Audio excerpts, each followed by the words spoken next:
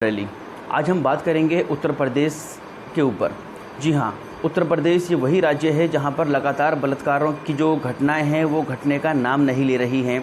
अभी हाथरस की बेटी के बारे में आपने पूरे देश के अंदर एक व्यापक आंदोलन देखा था, किस तरीके से हाथरस की उस दलित समुदाय की बच्ची के साथ दरिंदों ने दुर्व्यवहार किया, उसका बलात्कार किया, फिर उसकी रीढ़ की हड्डी, गर्दन की हड्डी तोड़ दी गई और फिर दिल्ली के सफदरजंग अस्पताल में वो लड़की जो है दम तोड़ देती है।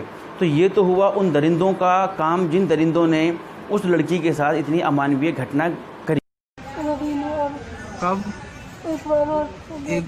एक बार और रेप करने की कोशिश की थी पहले? अच्छा, इससे पहले रेप करने की कोशिश की थी? लेकिन क्या हुआ? भाग आए थे। कुछ हुआ कि नहीं? अच्छा अच्छा, तो रवि कह रहा था कुछ हुआ कि नहीं? हाँ, अच्छा, ये दोनों मिले हुए हैं। तो उस समय तो बच गए आप, फिर उस दिन जिस दिन आपकी चोट लगी है उस दिन रेप हुआ है?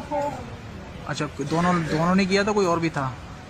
वो दोनों थे और बाकी सब भाग गए थे। अच्छा, बाकी सब भाग गए थे। मम्मी को देख के। अच्छा, मम्मी को देख के भाग गए थे।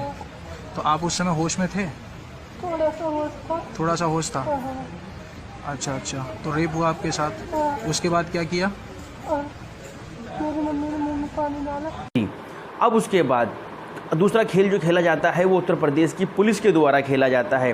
रात को 2:30 से 3 बजे के टाइम पर उत्तर प्रदेश की पुलिस उस गरीब बेटी को ले जाके पेट्रोल या केरोसिन से उसकी शव को आग लगा देती है, जबकि उसके परिवार वाले तड़पते रहते हैं, चिल्लाते रहते हैं, चीखते रहते हैं कि उनकी बेटी का शव उन्हें दे दिया जाए ताकि वो रीति रिवाजों के साथ अपनी बेटी का जो है अंतिम संस्कार कर सकें।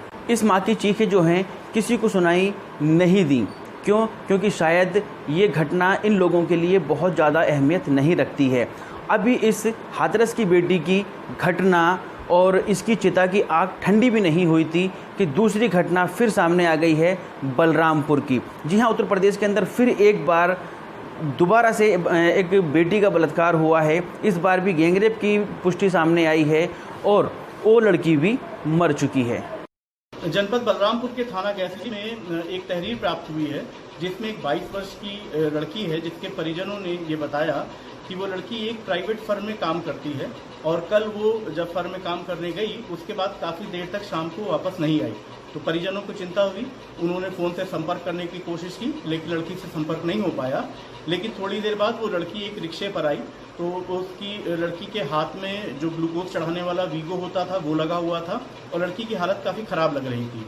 तो उनके परिजनों ने लड़की को तुरंत हॉस्पिटल के लिए ले गए लेकिन रास्ते में ही लड़की की मृत्यु हो गई। तो परिजनों ने तहरीर में अपनी 2 लड़कों को नामजद किया है और उनको बताया, उनके बारे में कहा है कि इन लड़कों ने किसी डॉक्टर के पास ले जाकर के हमारी लड़की का इलाज कराया और लड़की के साथ हमारे बलात्कार किया और लड़की की जब हालत ख़राब हुई है तो उसको उन लोगों ने हॉस्पिटल ना ले जा करके उन्होंने घर पर वापस भेज दिया।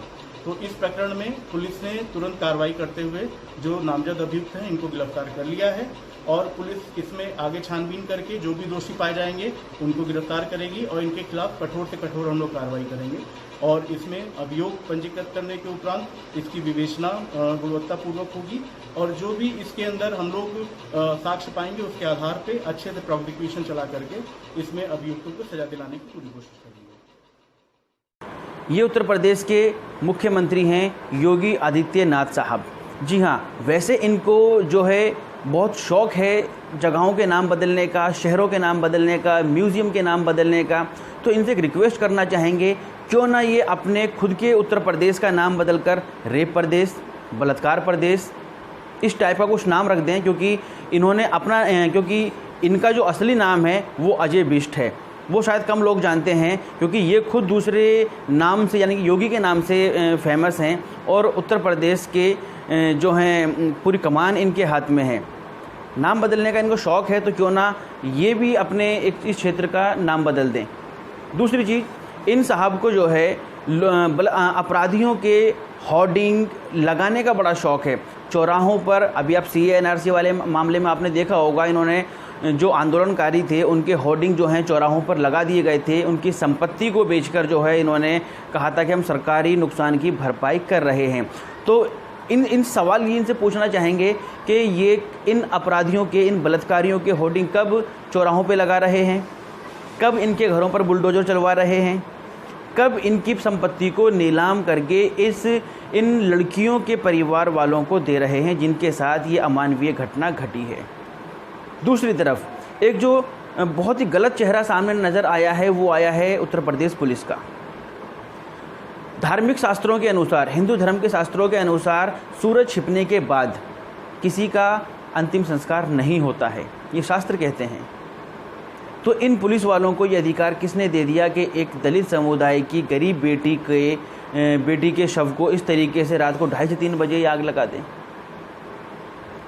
तो साथियों, ज़रूरत है इस वक्त समाज में ऐसी नकारात्मक सरकारों के खिलाफ बात करने की, इनसे सवाल पूछने की। सत्ता में आते वक्त बड़े बड़े वादे होते हैं सभी नेताओं के, सभी पार्टियों के, लेकिन सत्ता में आने के बाद क्या होता है वो सबके सामने है।